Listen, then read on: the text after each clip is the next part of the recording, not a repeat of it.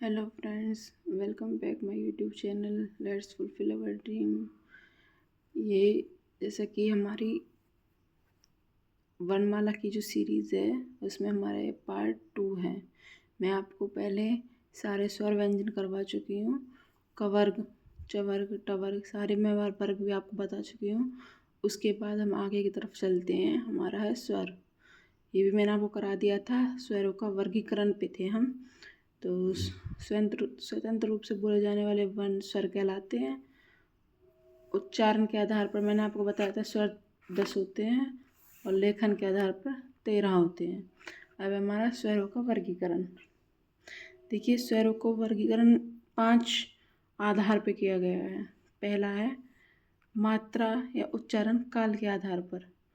मात्रा, उच्चारण, मात्रा या उच्चारण दोनों में से कुछ भी बोल सकते हैं हम काल के आधार पर। तो वो है हर्ष स्वर, दीर्घ स्वर, प्लुत स्वर। फर्स्ट है हर्ष स्वर। जिन स्वरों के उच्चारण में कम समय अर्थात एक मात्रा का समय लगे उन्हें कहते हैं हम हर्ष स्वर। मतलब जिन स्वरों को बोलने के लिए हमें बहुत कम समय की आवश्यकता होती है उन्हें हर्ष स्वर कहते हैं। उसके बाद सेकंड है, जैसे कौन कौन से होते हैं हर्ष स्वर देखिए, ए, ई, उ। उसके बाद है दीर्घ स्वर। जिन स्वरों के उच्चारण में हर्ष स्वर से भी अधिक अर्थात 2 मात्रा का समय लगे, मतलब जिसमें हर्ष स्वर में बहुत कम समय लगता है लेकिन जिसमें हर्ष स्वर से ज़्यादा स्वर समय लगे उसे बोलते हैं दीर्घ स्वर। जैसे बड़ा आ, बड़ी ई, बड़ा ऊ, ए, ऐ, ओ, औ, आ। उसके बाद है हमारा प्लुत स्वर। प्लुत स्वर किसे कहते हैं? जिन स्वरों के उच्चारण में दीर्घ स्वर से भी अधिक समय लगे उसे बोलते हैं प्लुत स्वर। या फिर किसी को पुकारने में या नाटक के संवादों में इसका प्रयोग किया जाता है। जैसे राम, जब हम किसी को पुकारते हैं तो कैसे बोलते हैं? राम। पुकारने में भी अब पूछा जाता है कि किसी को पुकारने में कौन से स्वरों का प्रयोग होता है, तो कौन से? प्लुत स्वर। ये इम्पोर्टेंट है। किसी को पुकारने में प्लुत स्वर। राम एक तरीके से खिंचाव होता है तो उसमें ज़्यादा समय लगता है, इसलिए इसे प्लुत स्वर कहते हैं। इसके बाद हमारा सेकंड जो वर्गीकरण है वो है जीव के प्रयोग के आधार पर। इस पे है जीभ के प्रयोग के आधार पर कि हम जीभ से स्वरों को किस प्रकार प्रयोग कर रहे हैं। तो फर्स्ट है अग्रस्वर। जिन स्वरों के उच्चारण में जीभ का अग्रभाग मतलब आगे का भाग काम करता है उसे, जैसे ई, बड़ी ई, ए, आई।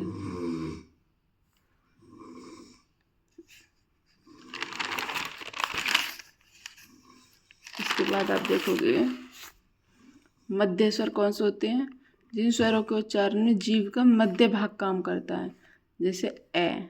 और पश्च स्वर होते हैं जिन स्वरों के उच्चारण में जीभ का पश्च मतलब पीछे का भाग काम करता है, जैसे आ।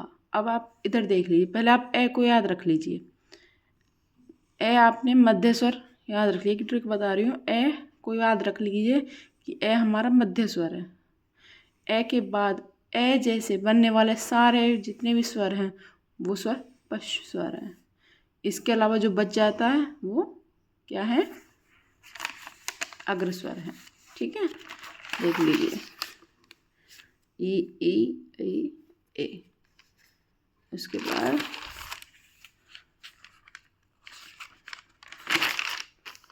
मध्य स्वर, पश्च स्वर, आ, उ, बड़ा ऊ, ओ, औ, आ। थर्ड है मुख द्वार के खुलने के आधार पर। किसके आधार पर? मुख द्वार के खुलने मतलब हमारा मुंह किस प्रकार खुलता है, कितना खुलता है, उसके आधार पर स्वरों को वर्गीकरण किया गया है। तो फर्स्ट है विव्रत।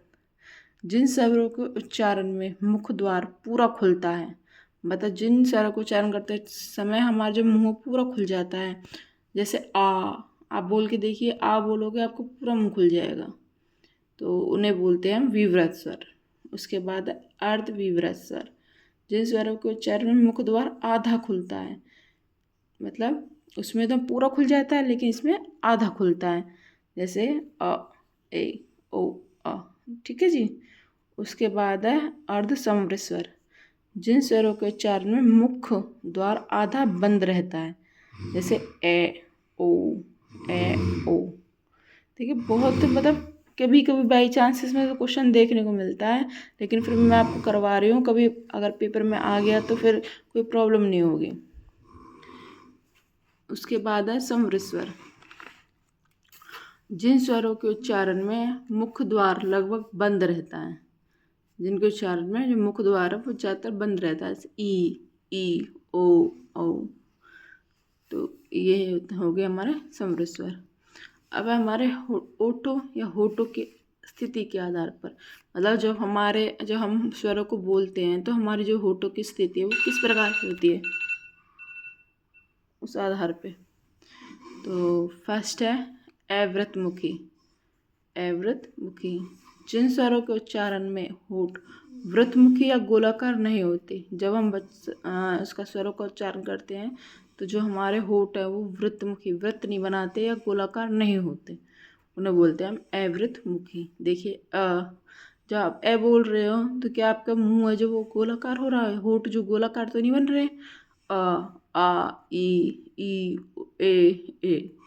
उसके बाद हमारा वृत्तमुखी, जिन स्वरों के उच्चारण में होठ वृत्तमुखी या गोलाकार होते हैं, मतलब जो होठ है वो कैसे हो जाते हैं, वृत्त की शेप बना लेते हैं, वो गोलाकार हो जाते हैं, जैसे ओ, बड़ा ओ, आ। उसके बाद है हमारा हवा के नाक व मुंह से निकलने के आधार पर। तो हवा के नाक व मुंह से निकलने के आधार पर ये भी इम्पोर्टेंट है। जैसे निरानुनासिक स्वर, जिन स्वरों के उच्चारण में हवा केवल मुंह से निकले। निरानुनासिक में क्या होता है, जो हवा है उससे केवल मुंह से निकलती है, इसमें नाक का कोई संबंध नहीं होता, जैसे ए, आ, ई आदि। उसके बाद है हमारा अनुनासिक। अनुनासिक स्वर, अनुनासिक स्वर, जिन स्वरों के उच्चारण में हवा मुख के साथ साथ नाक से भी निकलती है, जिन स्वरों के उच्चारण में हवा मुख के साथ साथ नाक से भी निकलती है, जिसके ऊपर यह आ जाता है चंद्रबिंदु, वो अनुनासिक स्वर में आ जाता है। जिस किसी भी स्वर के ऊपर आपको चंद्रबिंदु दिखाई दे वो अनुनासिक स्वर में है। ठीक है जी। यहाँ आपके स्वर का जो पार्ट है वो कंप्लीट होता है, स्वरों का वर्गीकरण कंप्लीट होता है। आगे हम चलते हैं अपने व्यंजनों पे। तो व्यंजन किसे कहते हैं, जिन वर्णों के उच्चारण में स्वरों की सहायता लेनी पड़े, मतलब जो अकेले नहीं बोले जाते, स्वरों के साथ बोले जाते हैं, स्वरों की सहायता से बोले जाते हैं, स्वरों की सहायता से बोले जाने वाले वर्ण व्यंजन कहलाते हैं। तो डेफिनेशन है, जिन वर्णों के उच्चारण में स्वरों की सहायता लेनी पड़े, या आप इस तरीके से बोल सकते हैं, स्वरों की सहायता से बोले जाने वाले सब वाले वर्ण व्यंजन कहलाते हैं। व्यंजनों की संख्या 33 मानी जाती है, जबकि जो द्विगुण व्यंजन होते हैं, द्विगुण व्यंजन बताया था मैं ना आपको, जो नीचे जैसे एरा डडम रो ढड़कन के नीचे ये बिंदी लग जाती है तो द्विगुण व्यंजन बन जाते हैं। वैसे तो 33 होती है, लेकिन जब इनको जोड़ देते हैं, द्विगुण व्यंजन को जोड़ देते हैं, तो इनकी संख्या 35 हो जाती है। तो अब ये भी पूछा जा सकता है कि कौन से ऐसे व्यंजन हैं जिनको जोड़ने पर द्विगुण व्यंजन की संख्या व्यंजनों की संख्या 35 हो जाती है। तो वो कौन कौन से हैं, ड और ढ। ऑप्शन में आपको एक ऑप्शन ये मिलेगा और एक ऑप्शन मिलेगा बिना बिंदी के, तो आपको याद रखना है इनके नीचे बिंदी लगी हुई है। उसके बाद है हमारा व्यंजनों का वर्गीकरण। व्यंजनों को किस प्रकार से वर्गीकरण किया जाता है, देखिए फर्स्ट है स्पर्श व्यंजन। स्पर्श व्यंजन किन्हें कहते हैं, जिन व्यंजनों के उच्चारण में हवा फेफड़ों से निकलते हुए मुंह के, देखिए जिन व्यंजनों के उच्चारण में जो हवा वो फेफड़ों से निकलते हुए मुंह के किसी स्थान, किसी भी स्थान, कौन सा स्थान हो सकता है वो, कंठ, तालु, मूर्धा, दांत या होठ, को स्पर्श करते हुए निकले उसे क्या बोलते हैं हम? व्यंजन बोलते हैं, स्पर्श व्यंजन बोलते हैं। अब देखिए ये मैंने बताया था ना आपको, कवर्ग, चवर्ग, टवर्ग, त्वर्ग, पवर्ग, ये मैं आपको बता चुकी हूँ पहले। लेकिन इनके उच्चारण स्थान कौन से होते हैं? कवर्ग का कंठ्य, चवर्ग का तालु, टवर्ग का मूर्धा, त्वर्ग का दंत्य और पवर्ग का ओष्ठ। ठीक है जी। कवर्ग का कंठ, ये इम्पोर्टेंट है, इसमें जरूर क्वेश्चन बनता है एक। कवर्ग का कंठ्य, इसमें ये नहीं कि कवर्ग का बताइए इस तरीके से आ गया, नहीं। ऐसा हो सकता है कि जैसे कवर्ग का कोई भी व्यंजन आपसे पूछे, जैसे ग है, कवर्ग वर्ग में आता है, उसका पूछ लिया आपसे कि ग का उच्चारण स्थान बताओ, तो क्या आएगा? कंठ्य। जैसे पवर्ग है, पवर्ग में जैसे फा है, फा का उच्चारण स्थान बताओ, क्या आएगा? ओष्ठ। उसके बाद है अंतस्थ व्यंजन। अंतस्थ व्यंजन कौन से होते हैं? य, र, ल, व। य, र, ल, व, ये हमारे क्या है? अंतस्थ व्यंजन है। ऊष्म व्यंजन स, श, ह, ये हमारे ऊष्म व्यंजन है। इनमें ये भी पूछे जाते हैं कि अंतस्थ व्यंजन कौन से हैं। आपको ऑप्शन दे दिया जाएगा, या तो इनमें से एक व्यंजन दे दिया जाएगा और बाकी के 3 अलग से व्यंजन होंगे, तब आपसे पूछा जाएगा कि अंतस्थ व्यंजन कौन सा है या ऊष्म व्यंजन कौन सा है। ये भी इम्पोर्टेंट है, आपको याद रखने हैं कौन से अंतस्थ व्यंजन है, कौन से ऊष्म व्यंजन है। इसके बाद हम चलते हैं अपने, देखिए जो सबसे इम्पोर्टेंट चीज़ है वो है ये उच्चारण स्थान। ये तो आपको बिल्कुल लर्न होना चाहिए। देखिए इसमें मैंने आपको उच्चारण स्थान में ये सारे वर्ण बता रखे हैं, इनके अलावा कहीं से नहीं आएगा, ये इम्पोर्टेंट है सारे। जैसे नासिका है, नासिका का उच्चारण स्थान क्या? अण, न, न, म। कंठ का अ, आ, अह। कवर्ग, कवर्ग में लिख रहा है तो इसका मतलब कवर्ग में जितने भी वर्ण आते हैं वो सभी कंठ के उच्चारण स्थान हैं। कवर्ग, पवर्ग, टवर्ग, जो भी सारे वर्ण हैं मैंने आप पीछे लिखवा चुकी हूँ। अगर आपने वो वीडियो नहीं देखी है तो प्लीज़ पहले उसे देखिए, उसके बाद ही आपको ये समझ में आएगा। तो आ, अह, कवर्ग है, तालु, ई, चवर्ग, य, श, कंठ जमा तालु। इस तरीके से पूछ जाते हैं कि ऐसे कौन सा वर्ण है जो कंठ और तालु दोनों से बोला जाता है। ए, दंत, तवर्ग, स, ओष्ठ, उ, बड़ा उ, पवर्ग, दंत व ओष्ठ, व, कंठ प्लस ओष्ठ, ओ, औ, अह, औ, मूर्धा, ऋषि, रजषि, टवर्ग, श, दंतमूल, र और ल। इनमें सारे ही व्यंजन आ चुके हैं, सारे ही स्वर आ चुके हैं, तो ये आपको बिल्कुल लर्न करने हैं, इम्पोर्टेंट है ये बिल्कुल। अब आपका इस जो वर्णमाला चैप्टर में आपका बस थोड़ा सा रहता है, एक क्लास के बाद आपका ये वर्णमाला है ये पूरा कंप्लीट हो जाएगा। अगर आपको मेरे नोट्स चाहिए तो आप मुझे कमेंट कीजिए, मैं इसकी PDF फाइल आपको प्रोवाइड कराऊंगी। अगर वीडियो आपको अच्छी लगी हो प्लीज़ लाइक कीजिए, कमेंट कीजिए, शेयर कीजिए।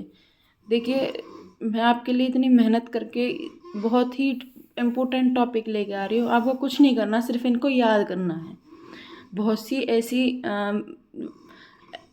लेडीज़ हैं जो मतलब वर्किंग है या फिर हाउसवाइफ है, उनके पास टाइम नहीं होता नोट्स वगैरह बनाने का, लेकिन मैंने आपको सारी चीज़ जो इम्पोर्टेंट सारी ही प्रोवाइड करा रही हूँ। आपको अलग से कुछ भी नहीं करना, आपको सिर्फ ये PDF फाइल डाउनलोड करनी है और इसको लर्न करना है। तो ये देखिए मैं आपके लिए इतनी मेहनत कर रही हूँ, अब रात के 2:30 बजे हुए हैं और तब मैं आपके लिए वीडियो शूट कर रही हूँ। तो प्लीज़ मेरी जो वीडियो को लाइक कीजिए, कमेंट कीजिए, दोस्तों के साथ शेयर कीजिए। Thank you.